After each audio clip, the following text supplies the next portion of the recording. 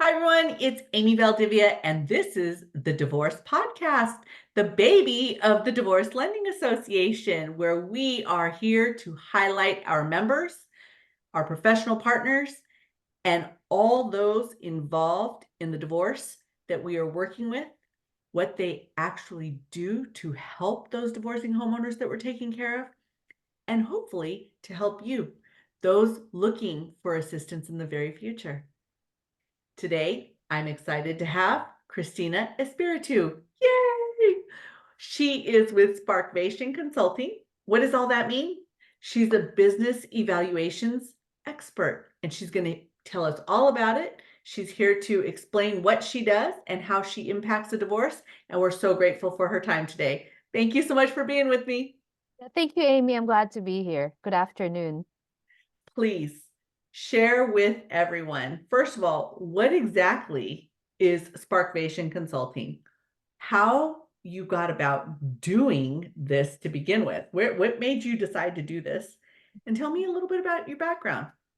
Sure. So my background actually is in law and business. So I got my JD MBA and I started as an attorney. And for some reason, somehow along the way, I fell into valuation. So when I started doing valuation, I did it mostly for litigation consulting, which means it was for eminent domain cases. Let's say a government. The city gets a piece of land and then let's say to make a bridge or some sort of infrastructure, but Right. along that there's a business. So let's say there's a restaurant and they need to compensate the restaurant for actually taking the business. So that's actually how I started, which is figuring out the value of a business and what it's worth so then the government can compensate them. And then along the way, what had happened was that I ended up doing valuation, but it was more for different purposes. Mm, So people say, oh, what's the purpose of a valuation? When do you do it? And so I always say, anytime there's a business that is in transition, so whether you're buying, selling, transferring, or dividing a business, then you need to know how much the business is worth. right. Yeah, so then I was doing it for a lot of it for buy sell. So you're looking to buy or sell a business. But then also I came across people who are looking for doing it for some sort of dispute. So I was doing it for shareholder dispute, which I Mm. call a professional divorce. And then along that, I ended up doing it for quote unquote real divorce cases. Right, right. Yeah. It's quite the easy transition. You explained it so well because most people go, huh? What? Like, what exactly does she do? Any business in transition, Mm-hmm. Yep, exactly. you need to know how much it's worth.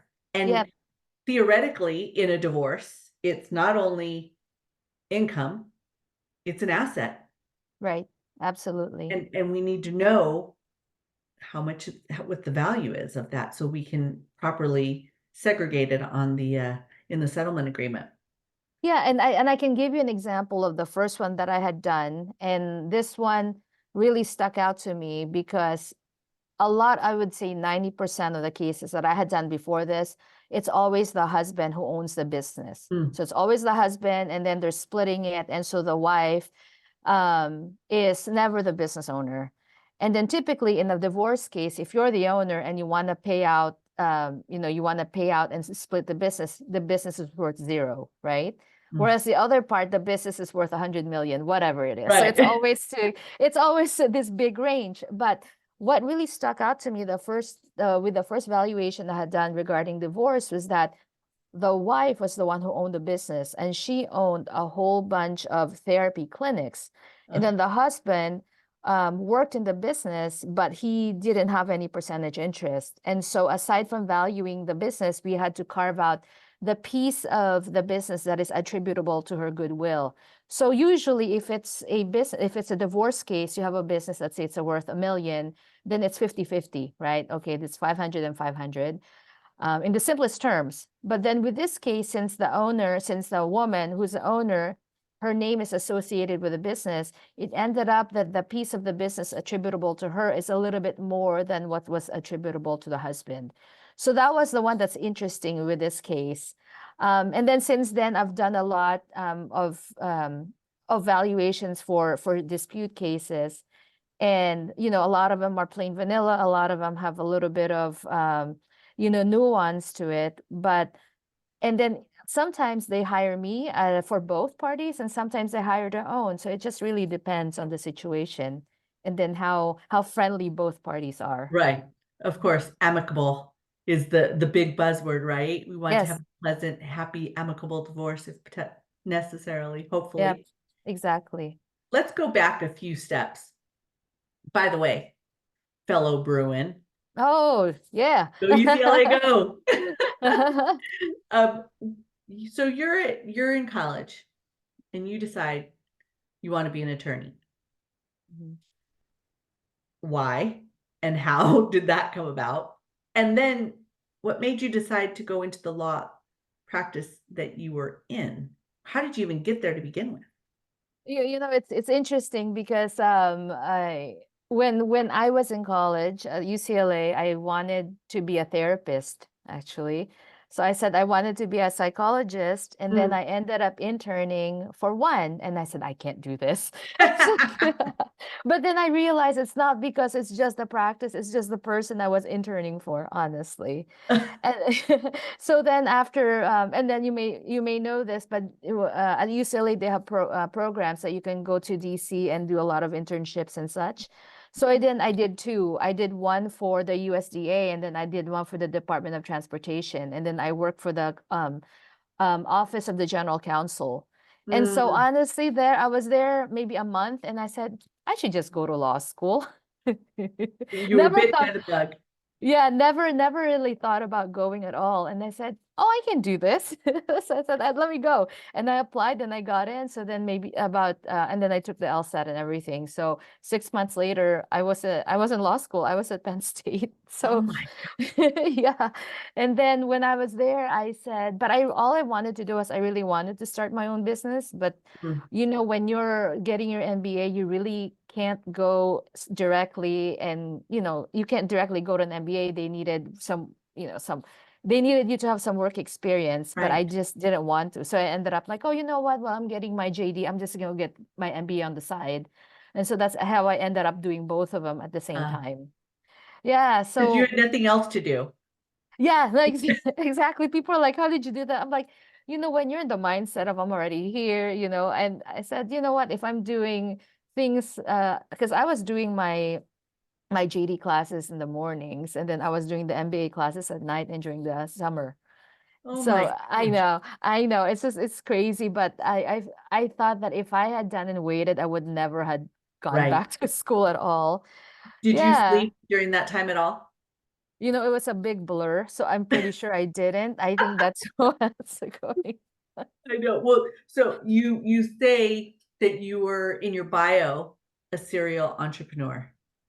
Yeah, and then I think that's really what was I I get bored quite easily, honestly. So then what happens is I just love, and one thing I really love is just starting new things, right? Starting and having all these ideas. And so while I was so after I did the law for a little bit, and then I fell into valuation, and then I just met all these different and just really cool people starting new things. And then I said, you know what? Like, one thing for me to get better at my craft is to actually live it, to actually experience it. So then that's when I started basically doing my own thing. Like I started a cannabis business. I had a retail business. I did consulting, health and wellness. But tell you the truth, the one most people are interested in is the cannabis business. They always say Of like, course. yeah.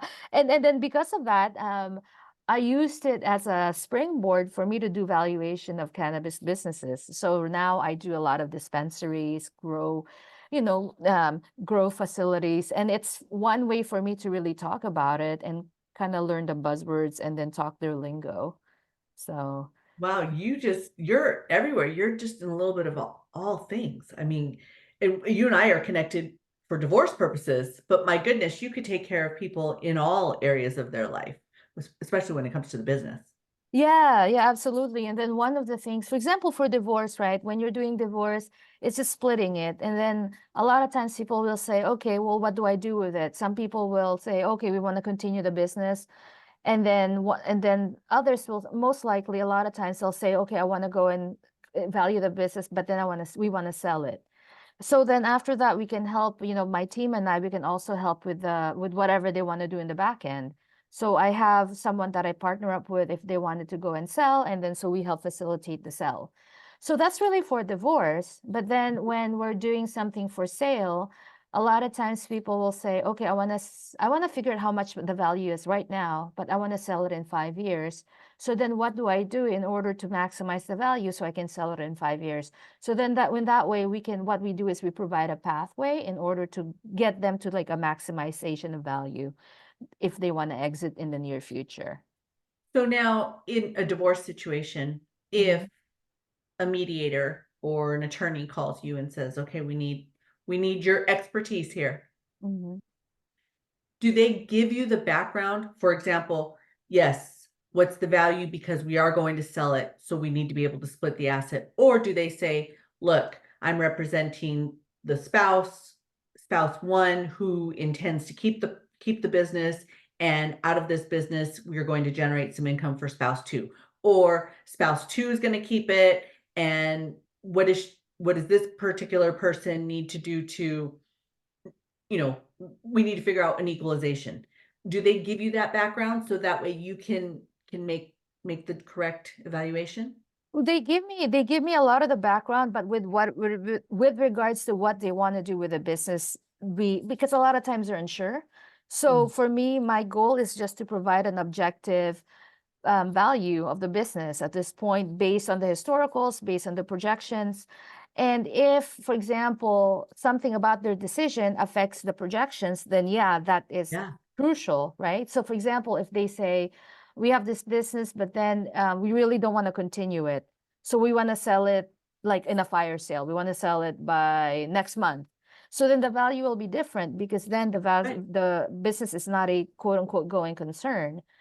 So in a way, yes, I need a little bit of background on what they want to plan on doing it in the future, but it really is only pertinent if it affects what the projections are.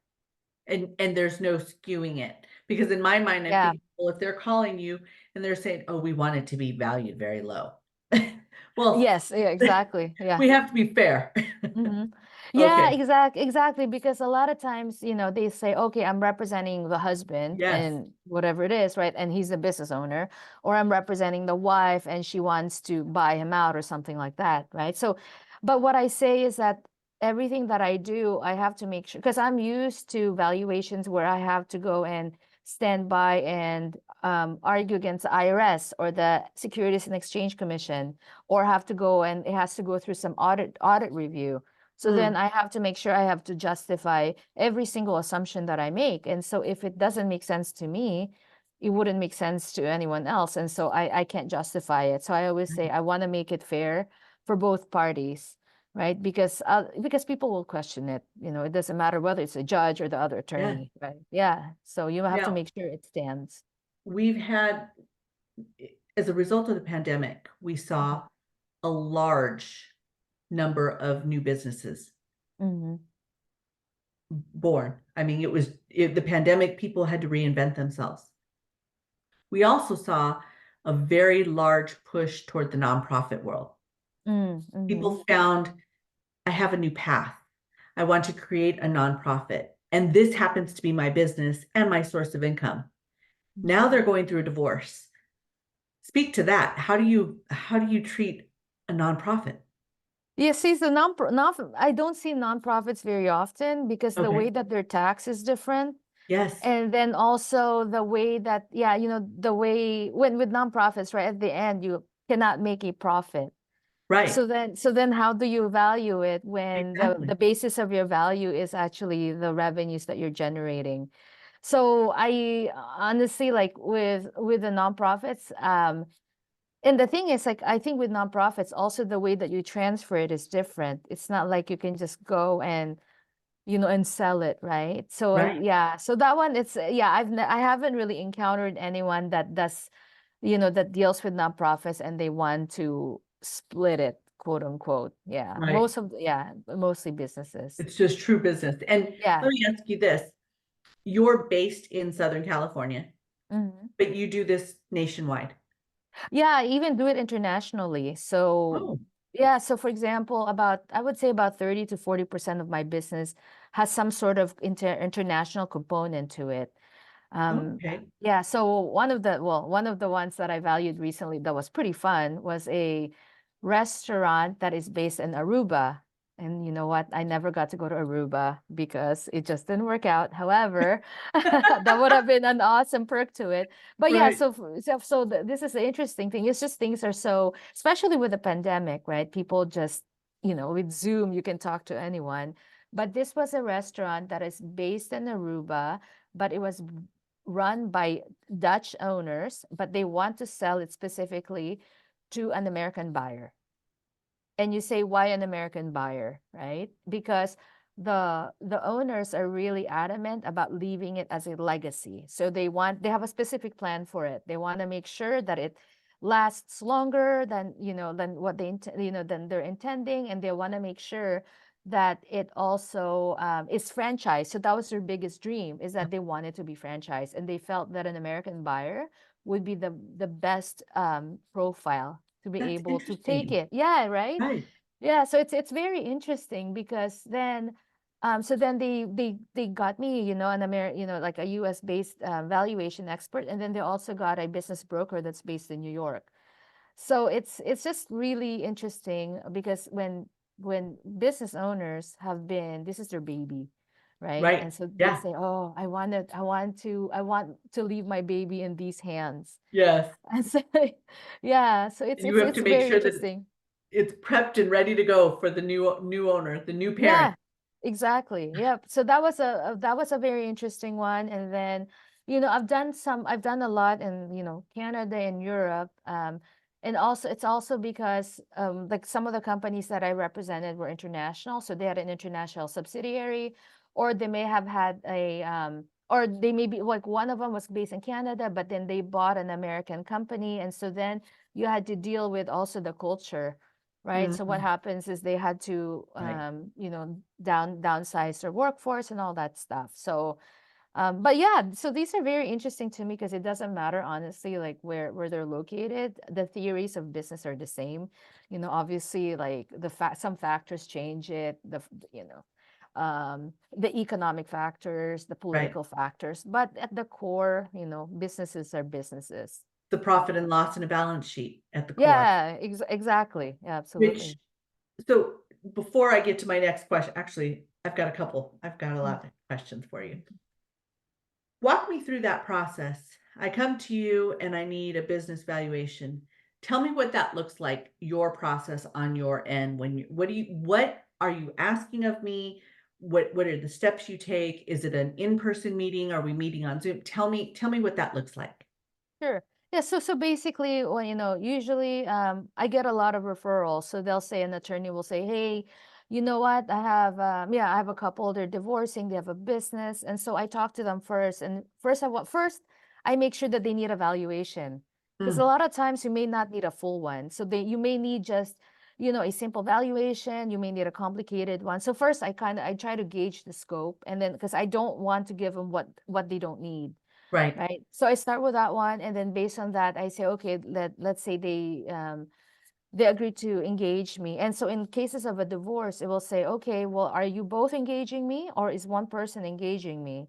Ah, And the valuation is the same. I tell them it doesn't change who engages me, but what I said, but what changes is who pays me, you know? ah. And I always say, you know what? I get that you may want to have your own valuation person. However, you're gonna be spending twice as much. Right.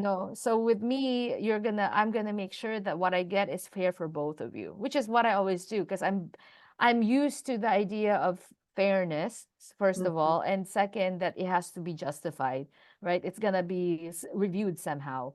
Yeah, so then from then on, like let's say I'm engaged, I get their information. First, I just get a list of questionnaires, and then I do several interviews, and then just to make sure I understand it. And so, and then depending on what type of business, I may do a site visit.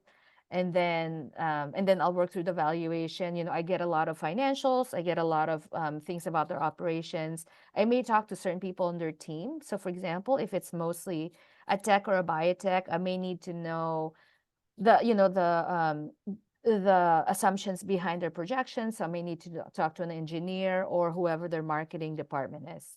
And then I do a draft, and then before I do a final one, then we talk about it, say, hey, you know Mm, what, I want to make sure the assumptions are correct.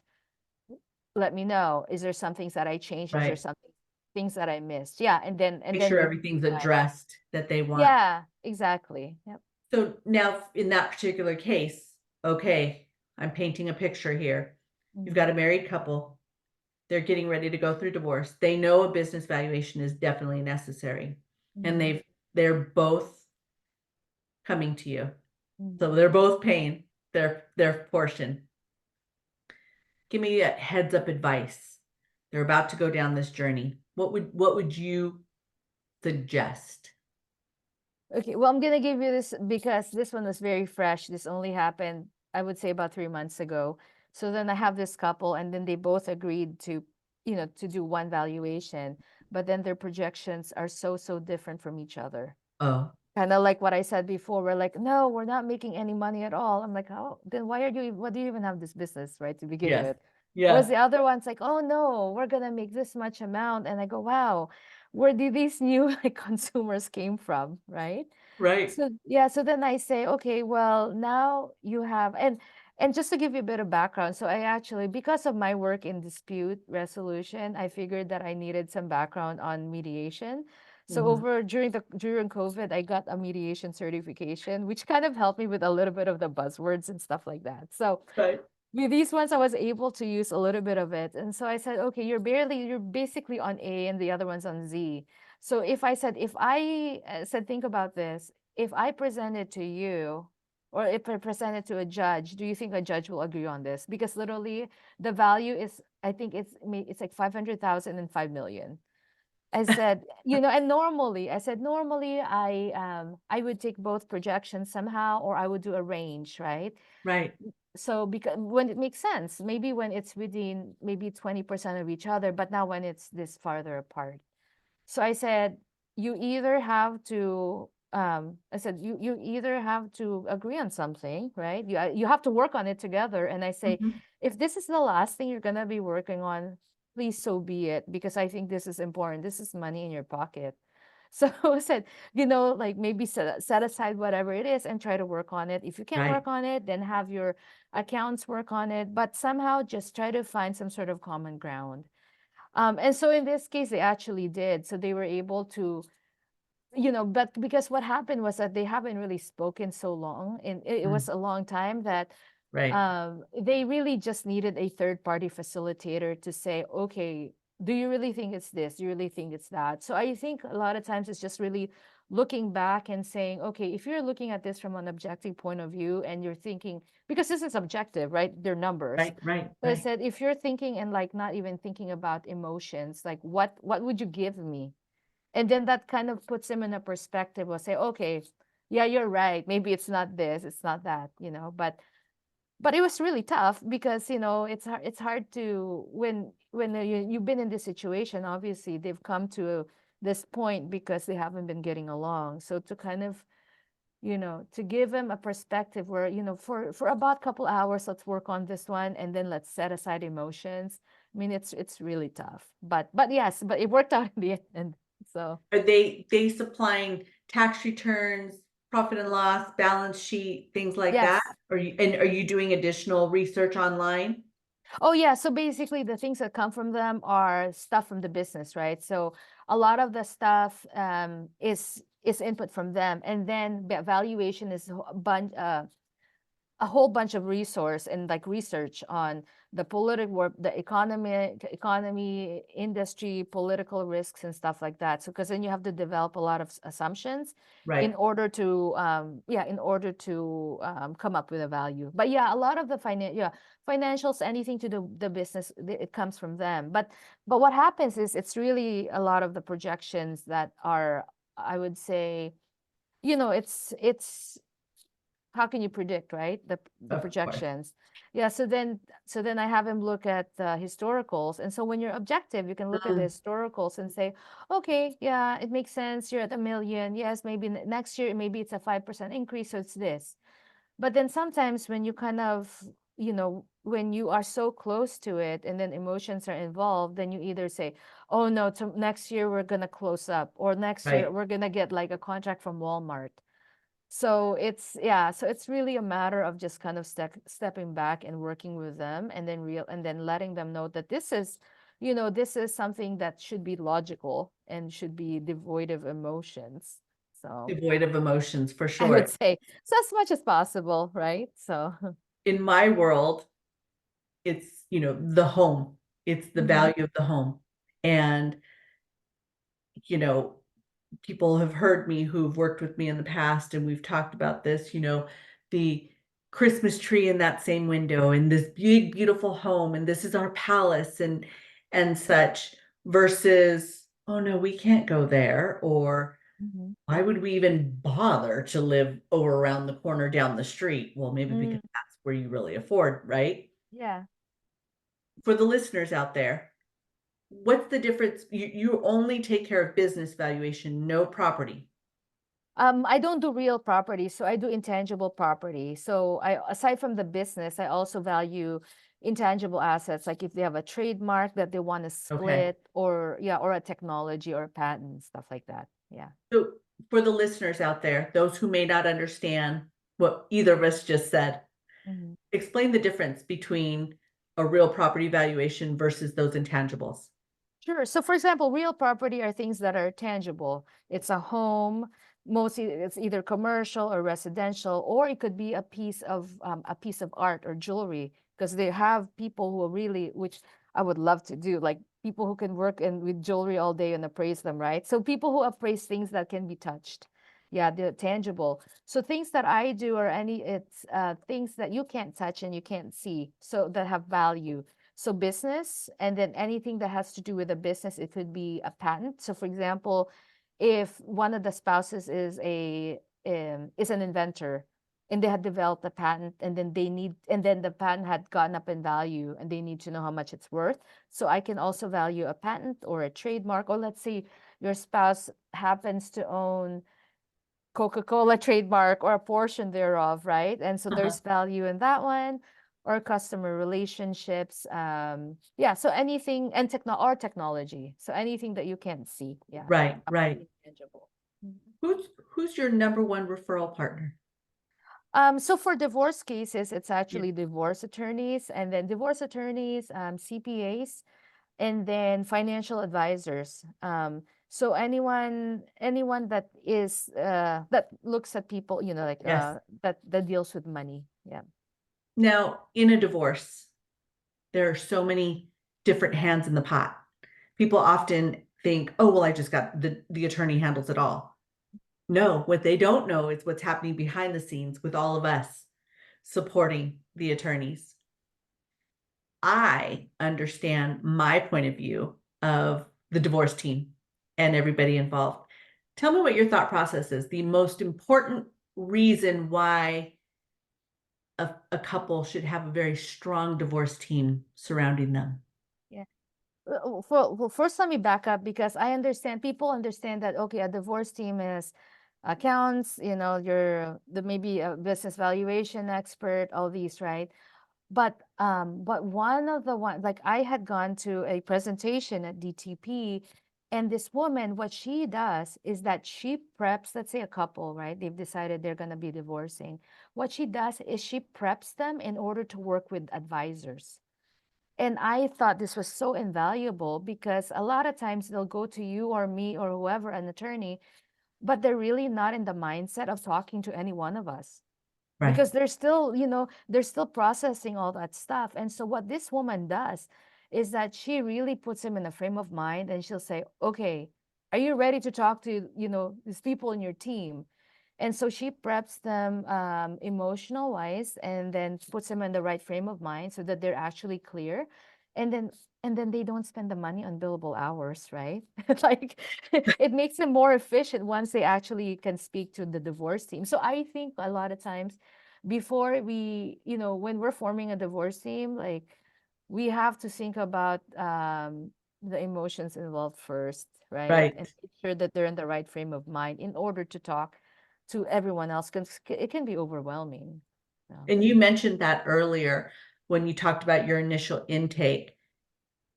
The business, the home, the numbers, those are the decisions they make regarding these things. We want them to leave the emotion out if possible, right?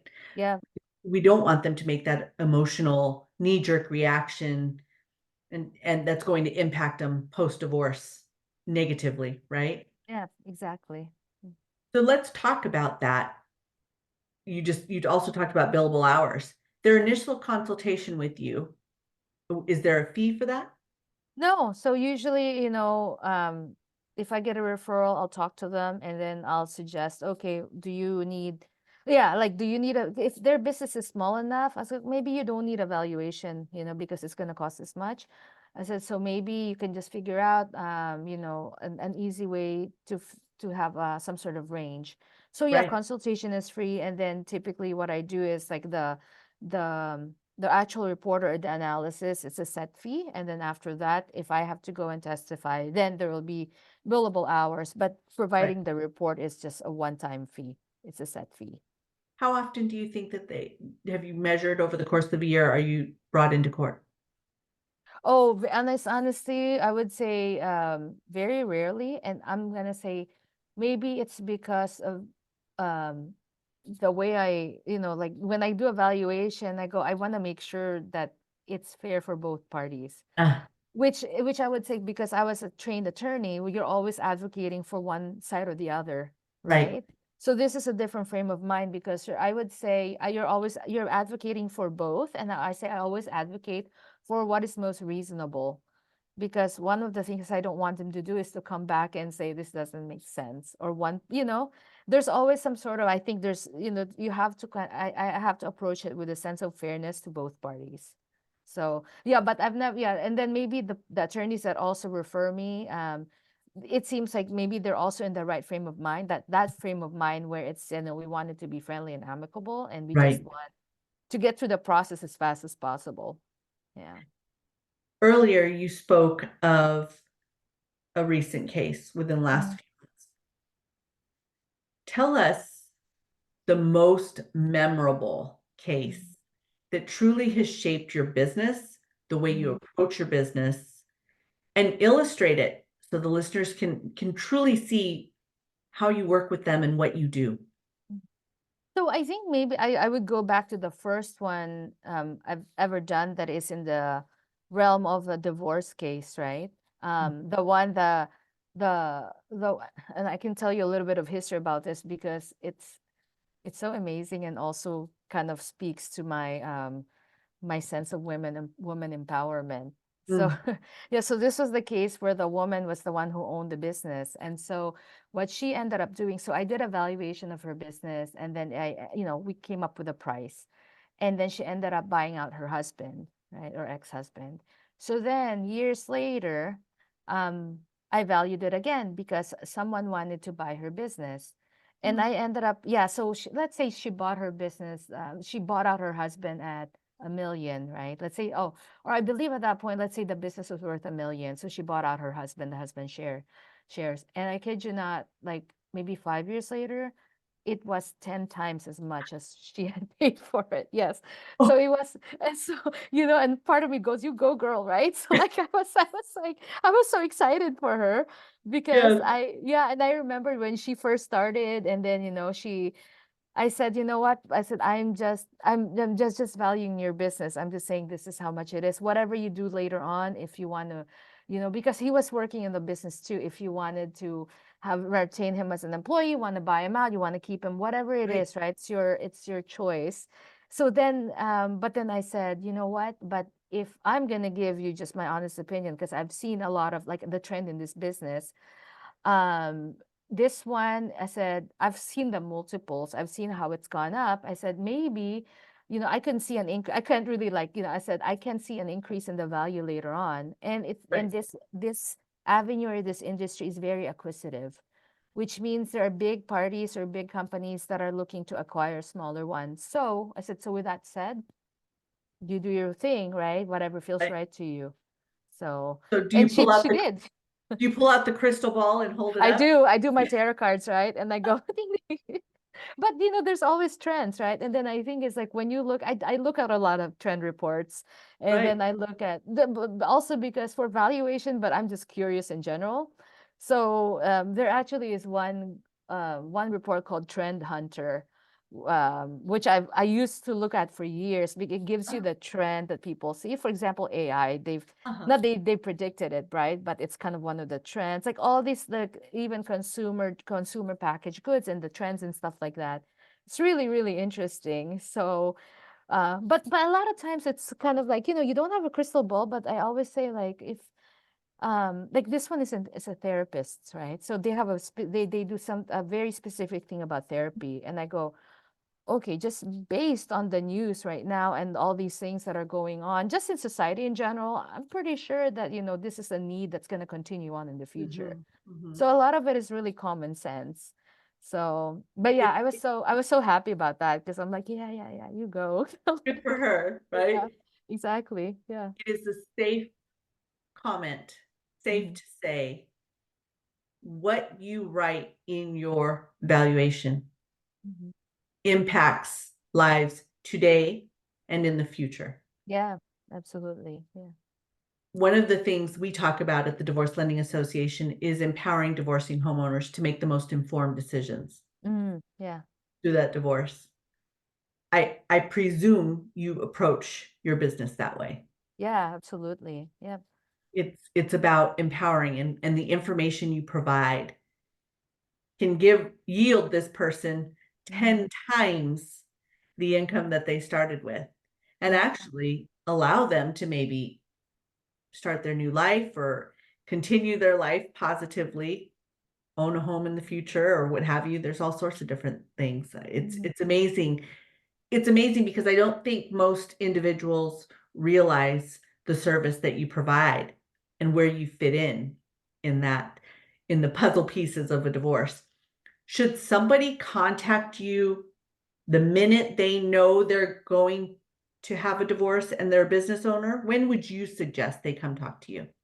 Yeah, when I as long I always say, like, two things. I love your motto, right? Because I always say, like, knowledge is power. Yes. And then when people say, "Oh," and then yeah, they'll come to me and they have a business, right? And then I'll say, you know what? And I'm honest. I'm like, you know what? Yeah, this one you can do it yourself, whatever it is. But then a lot of times I'll say, I advise that you have it professionally done, because you don't have to go to me. I said, but you should get it professionally done, right? Because of the type of business that you have. And they'll say, oh, it's okay. I can find it on the internet, right? They always say that. Oh, they can find the value. And I go, okay. And I always say this. Yes, you can do that, but there's some nuances to a business that only a real person would be able to see, Yes. right? Yeah, and then I said, why would you skimp on hiring someone when it could potentially cost you millions later on? Wow. Right. Yeah. And I said, but and I say that I'm like, you know what? Just think about the return on investment, blah, blah, blah. But some people are like, oh, I'm a DIY. I can do it myself. Right.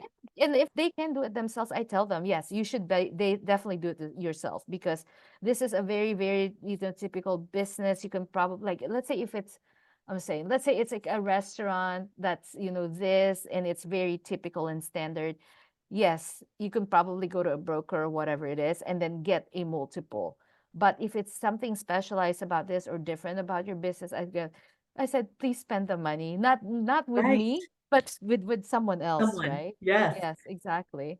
And So, if there's millions of dollars on the line potentially, this is this is major. Why would you even think to just yes, go online and figure it out on your own? But exactly. Yeah. when they realize that they need to have those millions of dollars protected, where can they find you? Oh, yeah. So, my website is sparkvation.com, or they can email me. I can give you my information Yes. now, and then you can, yeah. So it's Cristina with no H, Cristina at sparkvation.com, or you can call me at 909-578-1238. But they can reach me, or LinkedIn, whatever it is. So I'm sure And you'll the provide the point is, information. yes, you can take care of people nationwide, even though you're in the 909. Yes, and please call. I was like, yes, and just call me, like just so because I always love to just discuss business and say, I'm always learning about different businesses, and so for me, it's just interesting to hear people's stories in general. I can talk to you for hours about this, like Well, before I let you leave, then I Uh-huh. need to find out what was the craziest business that you had to value. Oh, okay. So I valued Kitchuna. So two interesting things. One, I valued a spice company, right, based in San Diego, where it Okay. was a farm, but it was a spice farm. So Uh-huh. basically, like when I left that, and then when I came home, I basically had to burn everything that I wore because it smelled like spices. Like I couldn't get rid of it, right? So that was one. That was really interesting. The second one was I valued a high-end hanger manufacturing company. And you're like a hanger. So, but There. this company created hangers for like the Golden Globes, like those really big fancy gowns, and the hangers were like $100, like they were expensive.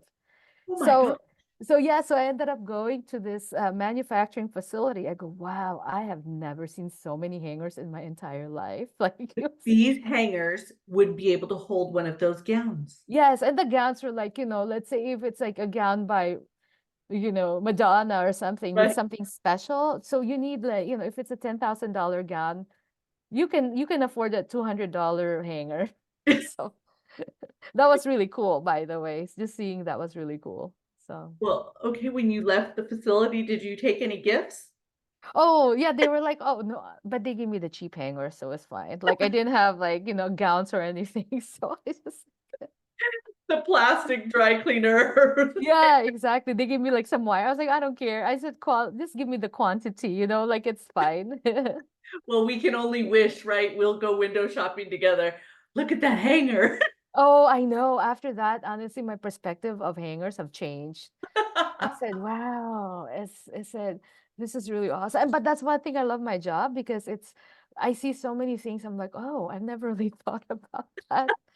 Well, So, that is a fantastic way to wrap up because yeah, it doesn't matter whether it's your business going through a divorce all the way to hangers. yeah, yeah. What is the one final thought that you would like to leave everybody with Mhm. today? Yeah, I guess my final thought is that, every business is different and it has its nuances. And I always say that if you are, sometimes it's worth it to invest so that you can get the best return on your investment, and it doesn't have to be with me, but like, just think about it. Like you could be leaving out, a lot of money on the table by not just investing a little bit. So, Spend money to make money. yeah, exactly. Well said. I truly appreciate your time today, Christina. Thank you. This was amazing and it was extremely educational because I think people don't realize who you are, what services you offer because they hear business valuation, like they just don't even get it. Yeah. And it's much, much needed in divorce. And I'm happy to partner with you and I'm grateful for your expertise. Thank Thank you so you. very, very much. You have a wonderful, wonderful day. You Thank you. too. Thank you so much.